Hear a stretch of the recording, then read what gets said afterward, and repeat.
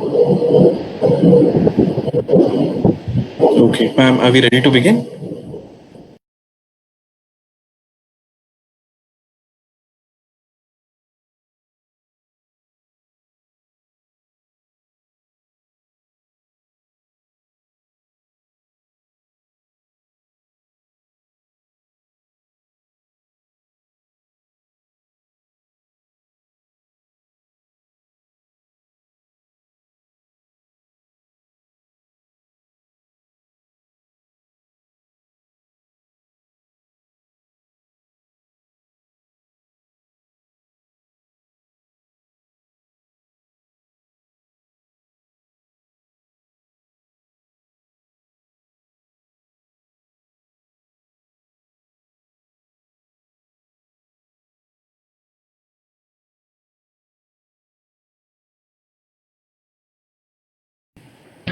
Am I audible to all? Yeah, please start. Okay. Okay, ma'am. Good afternoon, one and all present here.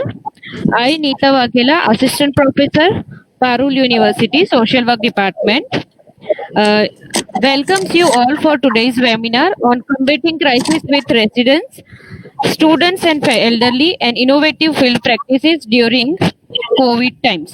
Okay. Today we have with us Mr. Piyush Mohapatra as an expert for the webinar and Dr. Sunita Jolly, Dean, Faculty of Social Work, Parul University. I would request Dean Madam to introduce Mr. Piyush Mohapatra. Yes, Madam. Yeah, thank you, Nita. Thank you so much. And on behalf of management of Parul University, respected President Sir, Provost Sir, Registrar Sir, and Gitika Madam, I welcome Piyush Mohapatra Sir for this webinar as an expert who is going to share his expertise, his practical knowledge, and make all of us a little wiser on what actual development is. I am very happy and glad that, sir, you could spare your time and you are here with us so that our students and our teachers and all of us are going to learn something more about the development sector. Piyush sir is a very passionate social worker and a development professional. He is currently working for Better Cotton initiatives and is committed towards ensuring sustainability in the cotton sector. He has also worked extensively on rural livelihoods with NRLM, LM, PLHIB, skills, financial inclusions, institution building, capacity building, multiple monitoring and evaluation assignments with government bodies and international agencies like UNDP, World Bank, Asian Development Bank, and many others. Mr. Piyush is driven to work and contribute to fields of research, sustainability, livelihoods, geriatric, and mental health. Sir, I am very impressed by the way your very brief CV is talking of. I am sure Neeta madam has not taken a very lengthy one because then it would take a lot of time, sir, to see what all you have achieved in such a short span of time. And though this is not a webinar for this, but I would be very happy if we can share something in common, or I have a webinar series on geriatrics and mental health because that is my personal area of interest and my areas of expertise as well. So that we can take it further, sir. But for today, I welcome you to this webinar and I am very happy that you are here with us. Thank you, sir. Please. Thank you, ma'am. Now I would like to invite Mr. Piyush Mohapatra to begin the session. Over to you, sir. Yeah. Hello, everyone. And good afternoon and namaste. And thank you very much, ma'am, for the warm introduction. And thanks for having me here today. And I'm more than glad to connect with the students of Parul University today for the second time. Let me tell you, many of you might not be knowing my first interaction with the students of Parul University happened to be a coincidence. while I was on field in Junagadh, and I happened to collide with a vibrant and very spirited group of students from Parul University who happened to be on the last day of the rural camp, I suppose, and we had a very engaging discussions that day. The discussion was really long and engaging. There was a lot of question answers, rapid fire, and we all enjoyed it. And I'm more than glad to be here today, and I am truly excited to share whatever I have with me, and I would be really privileged if if the students can pick a few things from there. So, without wasting much time, I have a lot to share.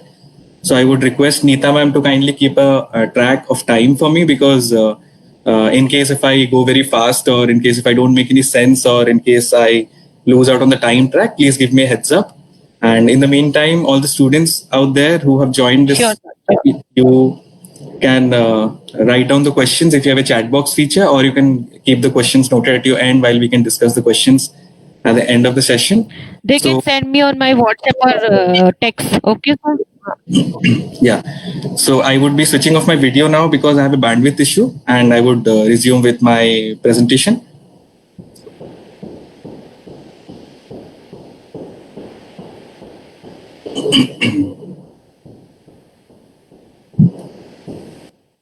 Ma'am, can you confirm, is it full screen now?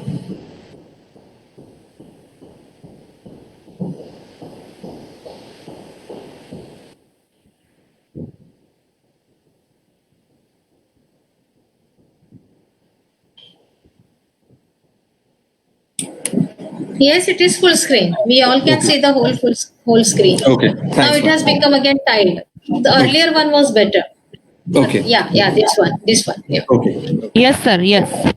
Okay. So Yes, before sir. I start, I would like to have few disclaimers, as ma'am introduced me like I'm an expert. I'm really not an expert. I'm not a teacher, nor a professor. So please, I am very much out of college few years back, and I always consider myself to be a student. I'm still considering myself to be on a learning phase. So please don't expect any theories to be discussed today in our discussion. And I would like to also declare that I'm a pure practitioner and a part-time academician. So anything and everything I share with you today will be out of my own experience and practice, and hence it can be practically applicable.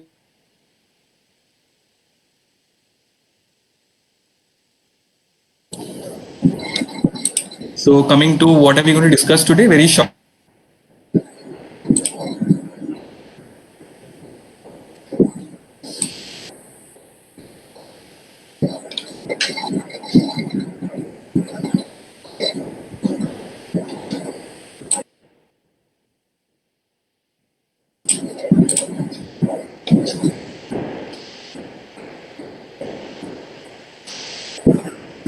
I think sir has left the meeting, Neeta. Yeah, I'm sorry for that glitch, perhaps because of my bandwidth. Okay. Okay, so taking us back to my presentation. Sorry for the break in flow. Yeah, so we would be discussing what is resilience very briefly, and we would also be, as the topic of the webinar says, that it's particularly focused on elderly and students. So we would be looking at what are some of the factors that have impacted students and elderly very adversely, for which they might have mental health impacts and develop stress and anxiety. And also, we would separately look at some of the ways in which we can develop resilience for both elderly and students. And yes, in the end, I chose to discuss few innovative practices which are practiced by many of our professional social workers from our fraternity, so that we can take inspiration from them and we can feel proud about how innovatively they're addressing the new challenges in the new normal.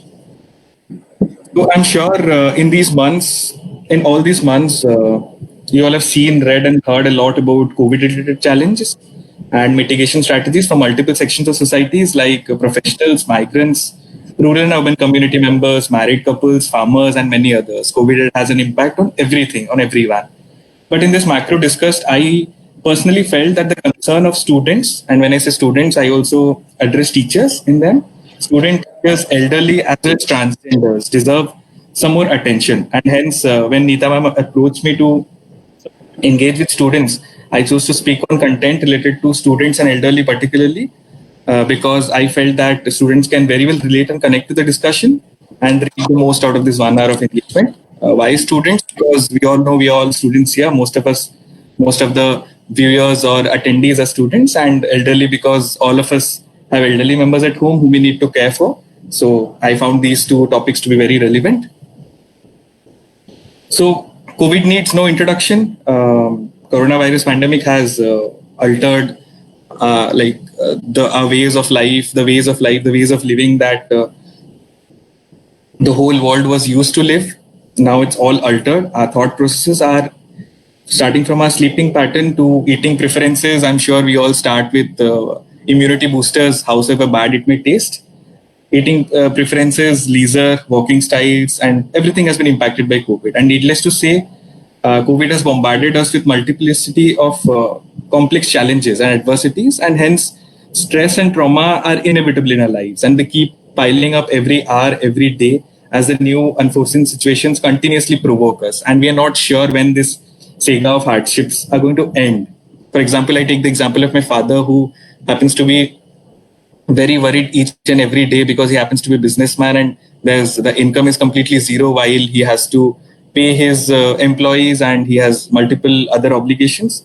So all of us experience stress during these times, and moreover, this pandemic has different impacts in varying degrees on various groups and sections of our societies. It depends on our coping mechanism, how much COVID can impact us. But yes, COVID has got varying degree of impacts on various sections of the society, and hence the stress and mental health implications are also different on different individuals.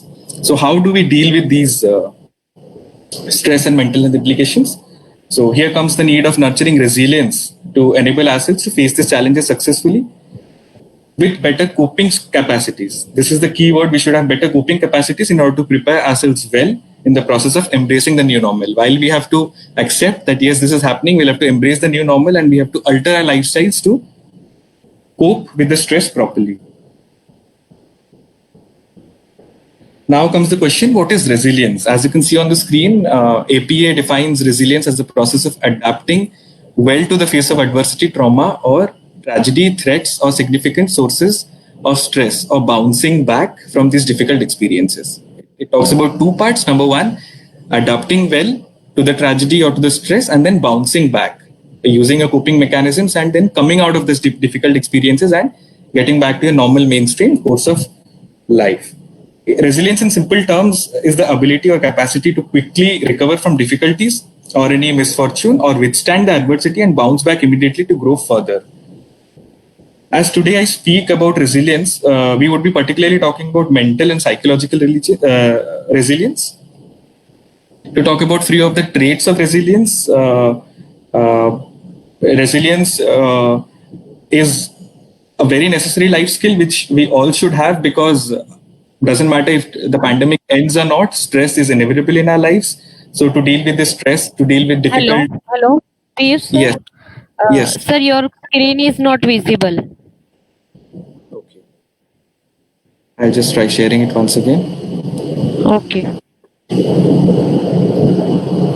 Oh. I'm really sorry for that. It's okay, sir. Now is it visible? Yes, sir. Yeah. So in this slide, before Now it is visible, sir. Yeah, I talked about what are we going to discuss, and then I gave a snapshot over here about how our lives are impacted by COVID, while I spoke that it has altered our way of life in every way, where home, shopping, entertainment, health, work, learning, travel, everything has been undergone a drastic change. So I'll go to the next slide. Yes, where I told you that the resilience definition is given by APA. And now, after I've completed definition, I'll go towards some of the traits of resilience, which says that it's an important life skill. Because as I said, doesn't matter if the pandemic ends or doesn't end, or if tomorrow we face another pandemic, emotional crisis and emotional breakdown, stress, anxiety are completely inevitable and unavoidable in our lives. So we must have proper resilience systems developed in order to face them successfully and overcome them.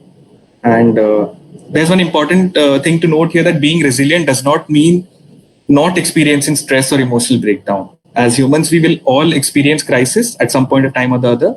But yes, being resilient means that we can accept it, absorb it, and we can work through the emotional crisis and rise above and bounce back in a short span. While some studies say that resilience is a personality trait, which means that we have it internally, but it has been proved by multiple studies that it can be learned. So we can. So that's the good news, that all of us who think who cannot cope up properly to their surroundings, to their emotional crisis, can always have a chance to learn and work on themselves and develop as better resilient personalities. It is not a one size fits all solution. So different people might perceive it differently, might learn it differently. Resilience might work on in different ways for different people. And most importantly, it is a combination of inner strengths and outer resources. For example, when we talk about being optimistic, so being optimistic or inculcating optimism in our lives is definitely an inner strength. But when we talk about the social support that we get from our friends, family, and near and dear ones, this accounts for the outer resources. It is very interesting to know that in a study conducted by an NGO, out of 100% sample that they selected, 83% of the sample claimed that they were highly resilient in terms of emotional and mental resilience. But the study found out that only 27% were slightly or moderately resilient. So here the point to be noted is that we do not even know how resilient we are. We do not even know what is resilience. So now coming to elderly, our first focus group. So undoubtedly, COVID-19 has impacted elderly in many drastic ways, irrespective of their economic background, whether they belong to urban or rural spaces, doesn't matter. It has impacted them really hard. And these impacts are merely beyond morbidity and mortality. I mean, just beyond, these impacts are much and way beyond just death numbers. So let's look at some of the factors which can imbibe or which can force the elderly to have a stressful period and impact their mental health. And after that, perhaps we can find out some of the practical ways in which we can help our elderly, or elderly can help themselves to raise their resilience level. Yes, to talk about the first risk factor is that elderly are identified as high risk groups. The whole world, the entire news industry is roaring out loud that the old are dying first. It's the old who are more vulnerable. So this might be a reason of stress.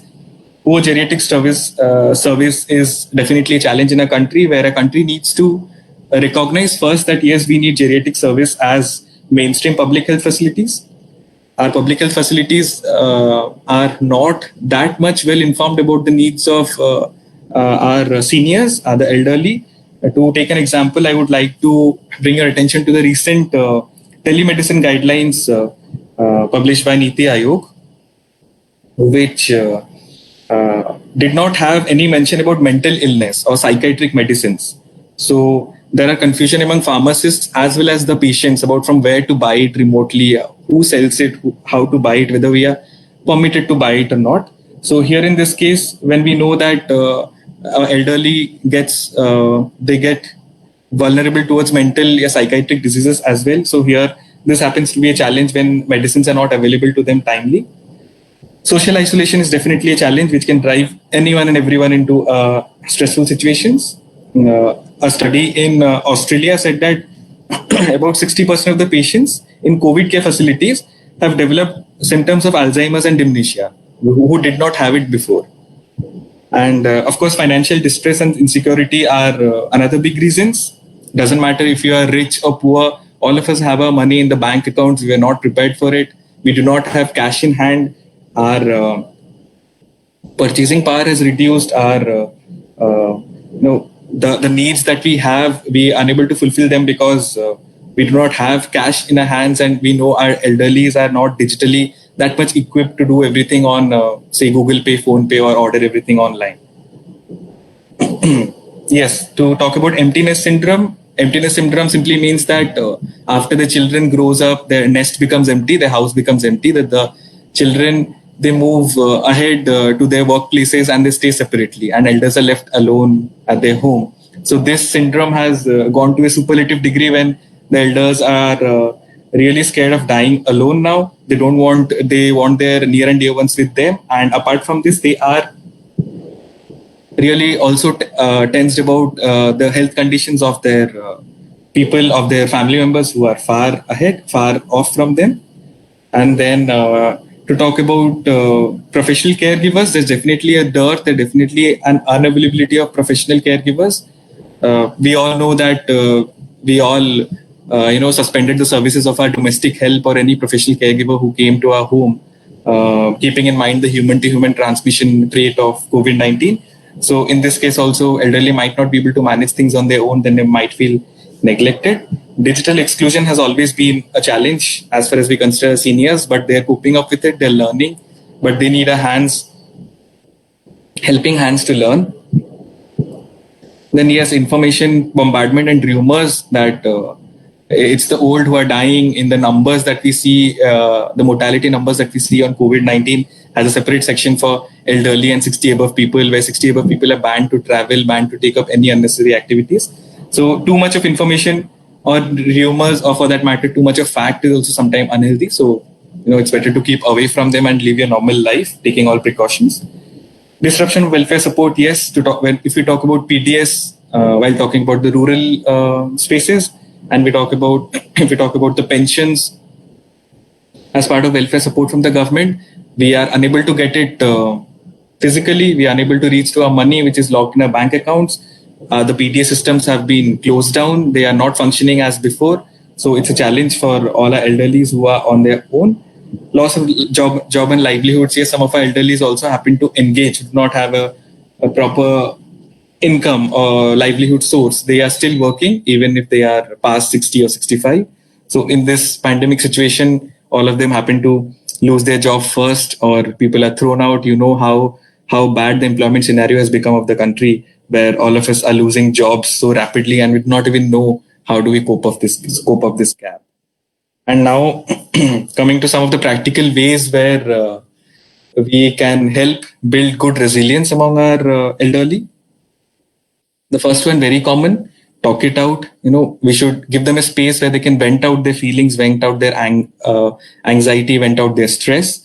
Active listening can be a very magical term here, where it is an important skill I believe that every social work should learn, where we need to listen responsibly, because I have personally felt many times that anyone who is in a difficult situation do not require any suggestions or any interventions from any expert. They know it themselves, but all they want is someone who can hear them, who can hear them out, who can give them some time, and who can help them vent out and help them decide and think upon things.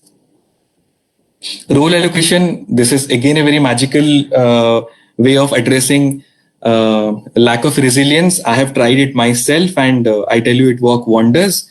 I'll tell you a little bit about it. Role allocation is allocating small roles in your day-to-day household chores to any elderly member in your family. For example, I tried it with my grandmother. She was like, after our elderlies retire, they tend to sit at home, and their sense of productivity also reduces when they think that no, we are not doing anything right now and we're just sitting at home.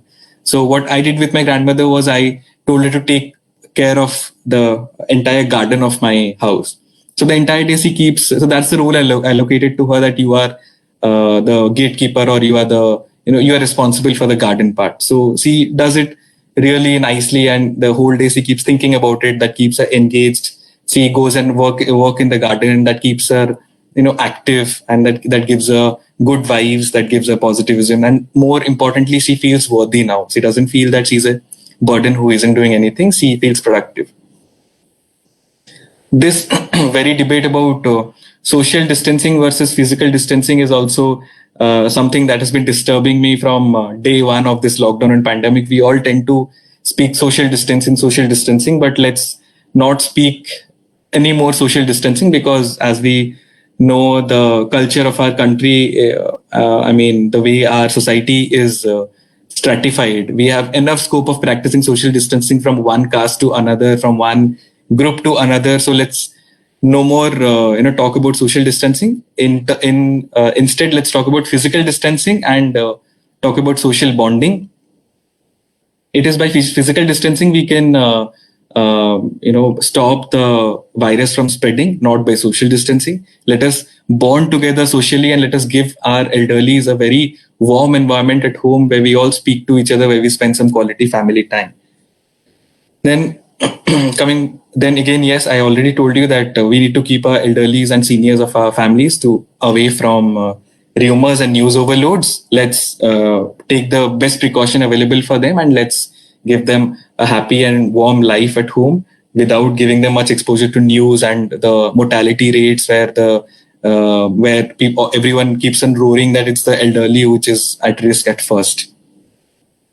Also, elderly can take up a hobby, and this will imbibe positivism in them, optimism, and also a sense of achievement. They'll feel that they have got something to do. My grandfather, I'll tell you, has recently taken up a hobby of carom, and the whole day he keeps on playing carom. It doesn't matter if it is he alone or it's me. Even I enjoy playing with him.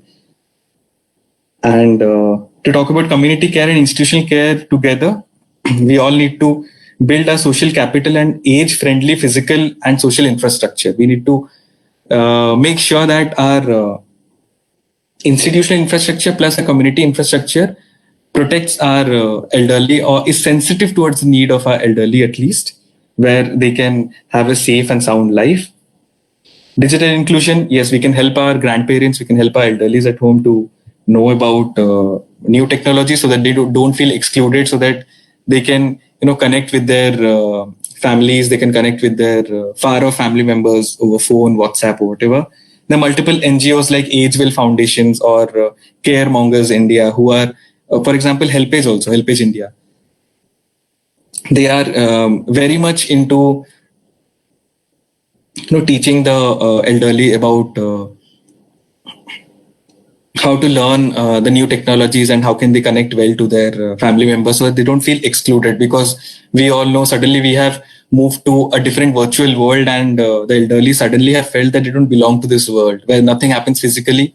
We all have moved to virtual world, starting from shopping grocery to shopping vegetables to talking to people. Everything happens over technology, so we can help them learn it.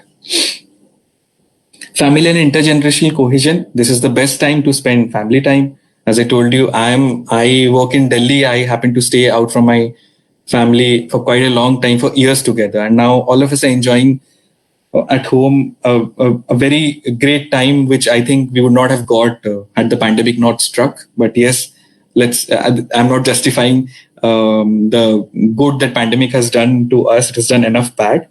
But we should always take opportunity of this thing, and we should always try to, bind in together with our elderlies. What I have done recently is I have started speaking to my parents, my grandparents. I've started interviewing them, sort of, so that they recall instances from their happy instances from their school times, from their college times, and they feel happy about it. At the same point of time, I've started documenting. I've started writing those stories, so that even sometimes when I feel I can revisit those stories, or of a family lineage, any future generation they can know these individuals very closely.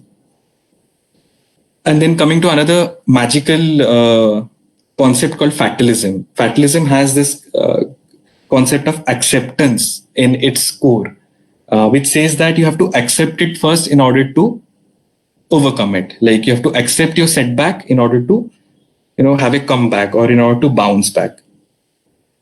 So what happens is, normally the acceptance capacity, what is seen in an elderly, I'm not generalizing, but there are times when because times have changed, and the situations have changed, how they used to live our lives and how we are living our lives. In terms of this generational gap, elderlies tend to resist some of the things. Fatalism say that acceptance is the key. Here, acceptance calms down mental agony and helps us to search opportunities, how we can bounce back. Here, I would like to take an example of something which I read in newspaper a few days back. Odisha. I belong to Odisha, and Odisha experienced a flood a few days back, flood times when there was heavy rainfall over here. And these tribal communities or indigenous community who stay very close to the flood plains, what happens is, every year in monsoon, their plains get flooded and they lose their everything. They lose their homes, their everything. I mean, their cattle and everything. So what they have done is they have kind of accepted it and they have adapted well to it. Now it doesn't impact them in any way, and high degree of resilience is seen among them, where they know they're prepared well in advance that yes, now monsoon has come and now there are chances in which we might get floods. So they have adapted their living in that way. They have you know kept they have had separate places for keeping their cattle safe in the uphill, and they have temporary housing during those period of time which even flows away, which is of very less economic importance to them, and they can build their houses on their own. So this is how we can accept it and overcome it, and we can bounce back in a very short span. Now coming to the impact of COVID on education and students, of course.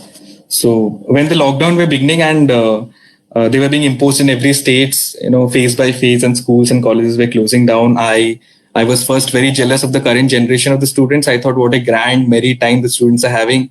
They're all, going to enjoy a very stressful vacations, and how lucky this generation is. I always thought that, I wish if I was at schools or colleges now. But jokes apart, I mean, it took me some time to realize what tremendous stress our students are going through, our children are going through. I mean, COVID has impacted really badly. I mean, in the most disastrous and unexpected manner to our students.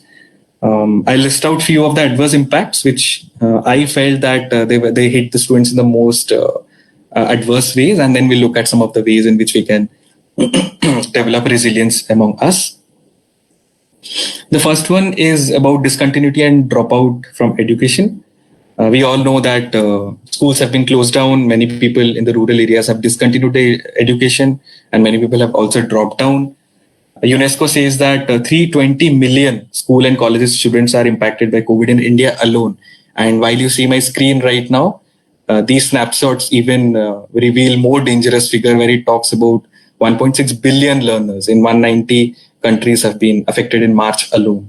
So these are very big figures, and we can't even imagine how many of our students, push their life into darkness and they cannot access education anymore. World Bank has also talked about nutrition and poverty, where UNESCO says that there is a 117 million rise in the number of children living in the monetary poor households. So UNESCO has said that previously last year, the number of students or children who were staying in monetary poor households.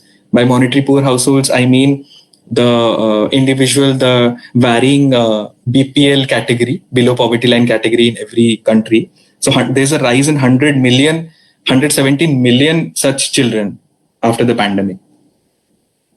And to speak about nutrition, we all know by Sarva Shiksha Abhiyan, we have midday meal served at school to compensate for the nutrition needs of the students, and it's all closed down. So the PPT here says that 370 million children missed out on their free school meals. So these are very big numbers. All the Anganwadis have been shut down. Supplementary nutrition sources have been shut down for children. So there's a big reason to worry, because small students who are in their development stages right now, if they are not given proper amount of nutrition, this will affect their entire life.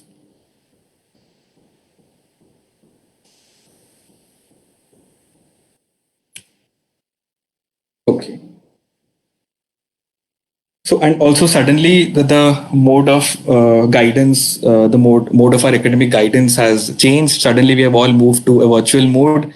It is one of the impact of COVID-19, due to which we are having this webinar and we are speaking to each other. I'm sure the students are much aware of the challenges about the online classes, the remote classes that are happening every day.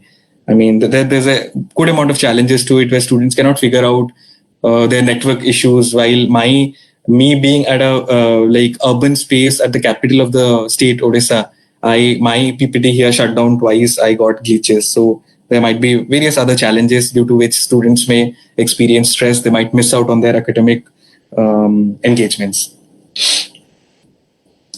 To speak about the digital divide, it's quite clear lack of infrastructure and resources.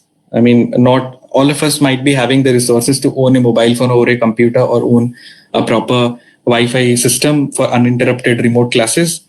There are multiple news articles these days where I see. I'm sure you would also be following. I think before 2 days I saw a newspaper article where a girl from somewhere in South India committed suicide because she wanted a mobile phone to attend classes, her remote classes, and her father couldn't afford her that, and she just ended her life. So this is the amount of stress our students are going through.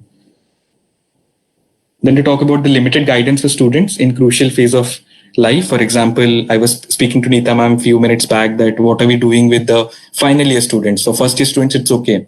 For final year students, because they need to pass out, they need to apply for their jobs, they need to get their degrees in time. We'll speak about 10th and 12th examinations where my state board, they could not conduct two of the papers in the 12th examinations, and the results were out, marking, giving some arbitrary average marks where many people are not satisfied, where normally the results are delayed, the entrance examinations are not happening on time, the form fill up procedures are getting delayed, the admissions are getting delayed, and at many places, I mean, much valuable years and times are getting wasted of our students. So, and then coming to disconnected from safe space and buddies. Back in the year 2000, I think, I'm not very sure, 2004 or 6, UNICEF gave a brand or gave a tag called safe space to the schools and colleges. It is because much of the physical abuse or bully or sexual abuse at home or any violence at home comes out in these safe spaces only, where people feel safe within there, because we all know that students spend a lot of time at schools and colleges or their academic places. So these spaces have been termed as safe space, where they come, speak to their friends about anything wrong that has happened to them. So our students are, away from their safe space and also away from their friends. They don't physically interact these days with their friends. So the chances of such violence cases or abuse cases coming out has drastically reduced. Now coming to a related point about violence and sex abuse, where the number of children facing sex abuse is very high, very, very high.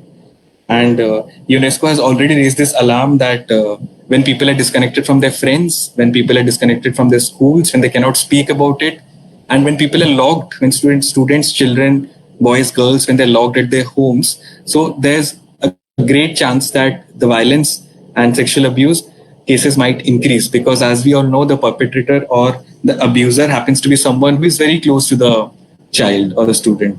So he might be someone from the family, and when the child happens to be locked at the home right now, the chances of abuse can definitely increase.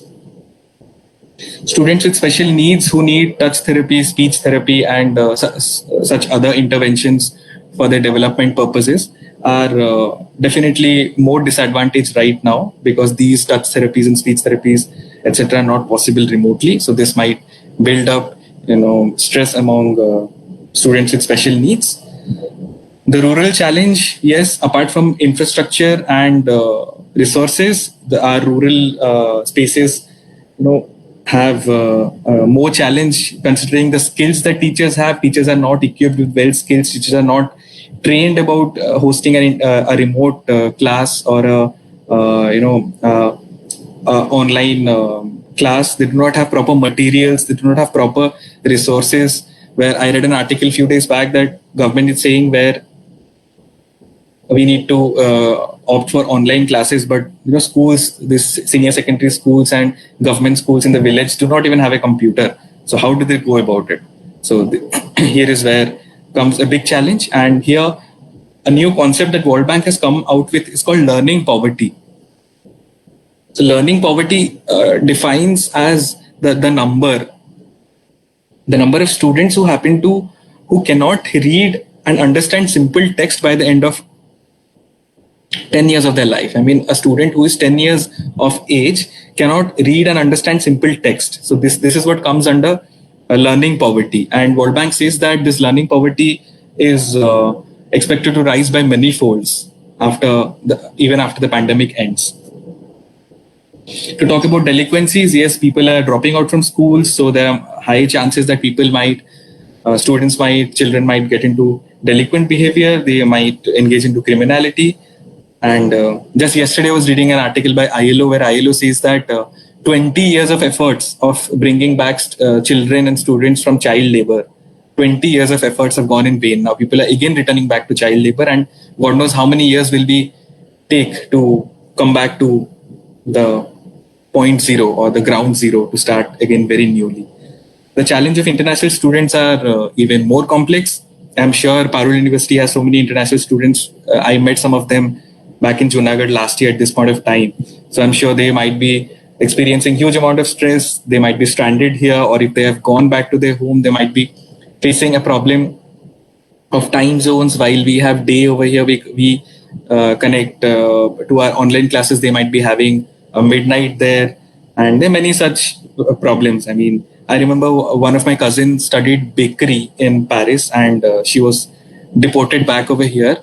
And now she cannot study remotely because bakery is something where you need to touch and feel those coffee beans and see how it is battered and how it is mixed. So these things are not possible to be conducted remotely. So she kind of is ready to lose 1 or 2 years, and after things become normal, she'll get back to her college to study. More than 5 or 6 lakhs of students were deported back from US in the beginning of the lockdown, and all their studies at stake, all their money is at stake. They have all taken loans. This adds to their stress as well. Physical well-being is definitely a threat, where they need to take care of their physical health as well as their mental health. So they are always under stress about contracting the infection. And then performance versus unproductiveness. At this time, we all sitting at our home. We do not know with limited resources how far can we go with our performance. I think yesterday when Modi ji came out with his analysis over the new education policy, he compared mark sheets with pressure sheets. He said that parents these days do not ask what have you learned at school, but they ask how much have you secured in examinations. So I often used to have this unproductive feeling sitting at home and not being able to contribute at this point of time. So this has definitely raised my anxiety levels. Now to quickly, go on the ways to build resilience. It is well advised to go easy on yourself, to keep calm, to pause and slow down. Nothing will happen if you slow down a little bit. The world around you has slowed down drastically, so don't overstress yourself. Choose your battles. Choose what you have to do. You do not need to do everything at once. Self-care is the key. Physical health, mental health, you need to take care of both. And both are related. Take care of your physical health, maintain a healthy routine and a healthy diet, do some yoga, exercise, throw a frisbee or kick a ball, play badminton or whatever you feel like, but do something that would energize you internally. He has a very good concept called Be Your Own Hero. I found it on web while I was preparing for this talk, which says that H for hope, never lose hope, efficacy. Efficacy here mainly means self-efficacy, where you believe in your own potential, that whatever you have within yourself, you can, with the help of that, you can deal with your crisis. I can relate it very well with a couple of news articles I read yesterday and day before yesterday. There was a chain of articles where 3 girls have committed suicide in Tamil Nadu because they were overstressed while they were preparing for their NEET medical examinations. One of the girl told that in a suicide note that I'm tired and I cannot take it anymore. I cannot take the stress. So here comes that maybe the girl wasn't having good amount of self-efficacy. So it's very important. Whatever you have within you, believe in yourself that you can do it yourself. R stands for resilience. Resilience, coping mechanism to bounce back. Optimism, be positive, what we call very shortly. Where these days, to enforce optimism, what I've started to do is I have started to make a diary, which I call a gratitude diary, where every day I take 15 minutes to write things down there and thank people and thank for circumstances that happened in a good manner to me in all these months. I thank people who have done good to me in some part of my life. In that case, I would be able to remember what good has happened to me, and I would feel positive. Yes, and when we see obstacles, we should see them as opportunities rather than hindrances. We should look at positives. Let's admit that all of us have learned good habits and new things in this month. I personally have learned to study remotely, to cook delicious recipes, and to have good family time. I practice my hobbies. I have learned the way to give a proper haircut to my father. So I would have never learned that had the pandemic not struck. So that adds to one of my skill sets, that I can also give someone a good haircut now. And then me time is very much essential. Practice your hobbies, and that would make you feel very productive. Build your own social capital. By social capital, I mean people around you. You should develop good amount of emotional connect, and you should connect well to your parents. You should find out who are your social capital, who are your resources, whom you can bank upon during a crisis. And it's okay to ask for help. Students, anytime you feel emotionally broken down, reach out to your friends. I know life is really challenging for the current generation students. So reach out to your friends, teachers, parents, whosoever you want to reach out. And it's a request to the teachers that students happen to be very, delicate at this phase of time, and they spend a lot of time in schools and colleges. So please hear out to them. Please keep asking them if they're feeling fine emotionally, if they're doing good. Please be their co-pilots and help them fly high. Please be their partners in their journeys, in their journey of life. And then having a hero is someone whom we can admire. Having a refuge is somewhere where you can escape to think. Have a place of solitude, like have a place in your room or at your home, some corner where you can go and you can self-introspect, where you can find yourself, where you can connect with yourself. Have your voice means have an inner voice which will keep you boosting up, and have a purpose. So, when you have a purpose, you get driven positively. Give back give back in your capacity. We all must do this in order to feel productive. Doesn't matter how big or in how small way you give back, but always contribute back to the society. And as social workers, it happens to be one of our major role that we all need to give back in our capacities. In the starting of the pandemic, I was very much anxious about this fact that I'm unable to do anything. I'm sitting at home. As a student of social work, I thought that I knew risk management, I knew preparedness, but then why am I not being able to, contribute? Why am I not being able to do anything? But it took me time to think, rethink, reach out to my gurus. I know I had to de-learn and unlearn and relearn my basics, and then I could figure out some of the ways in which I can contribute. These days, we are a group of social workers. We are classmates. We are a group of classmates who happen to engage with youth, disadvantaged youth, very deeply, and we are engaged into youth career counseling just to see that they are given a good direction in life and they are able to make informed choices. And I think we must have spoken to more than thousands of youth. And then focus on your 7 C's. Believe in your competence, build your connection with the people, contribute in your own capacity to the people, to the society, build your own confidence, build a strong character, a very humble ego, and have very strong coping capacity. All this will lead to have better control over your lives. And when you have better control, you will not feel anxious or you will not feel stressed. But it doesn't, but it's not compulsory that you'll always have control over your life. So please, it's okay if you don't have control in your life. It's okay if something slips out of your hand. There's always a way to fix it, and always go back to your social capital, go back to your teachers as co-pilots, go back to your friends as your, best friends or buddies, and then speak to them. And I'm sure you'll be able to come out with something really good and really good way to bounce back. Now, I know I've crossed my time, but I'll quickly speak about few innovative practices that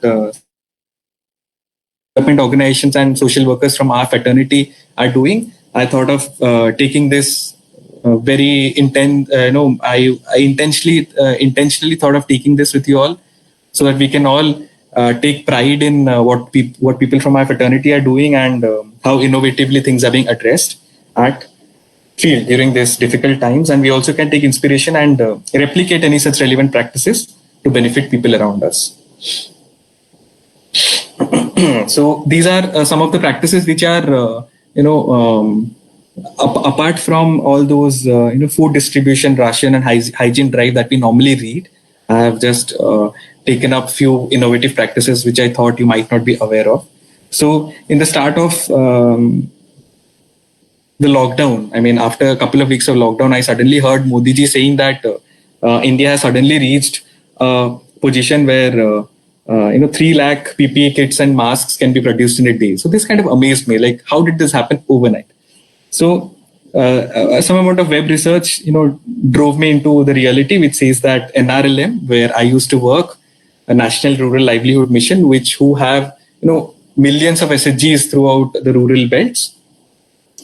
So these SHG women were taken into task, and they have the picture you can see on the side of the slide is of one of such self-help groups who are engaged into making these masks, and they have helped us to reach a situation where we didn't have, in the month of March, we didn't have clinical masks. We were facing a shortage of masks, but now we are in a position to have 3 lakh PPE kits and masks every day. And plus these rural women have got their livelihoods also. They are paid for this job.